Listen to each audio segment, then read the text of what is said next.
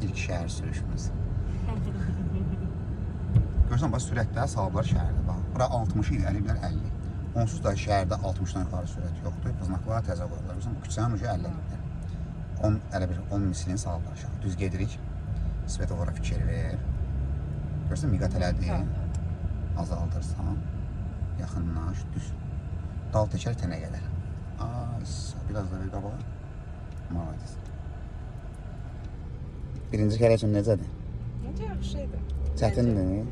Çətin bəzi sürücülər olmasa, Daha nə oldu? Sürücülər olmasa, bəziləri. Bəziləri. Ay, sağ. bəli, bəziləri olmasa Rahat olar. Hamı qayda qanunla sürsə, təbii ki, şəhərdə heç bir problem olmaz. Çox çətinlik yaradırlar. Bir adam görsən də sağdan soldan sıxırlar bizi. Baxmayaraq ki, biz öz yolumuzu gedirik və normal şəkildə gedirik. Bakın, svetofor yanacaq. Miqat elədi. Yaşıl yanacaq bizim yol. Hazır ol. Biz soldan gedirik.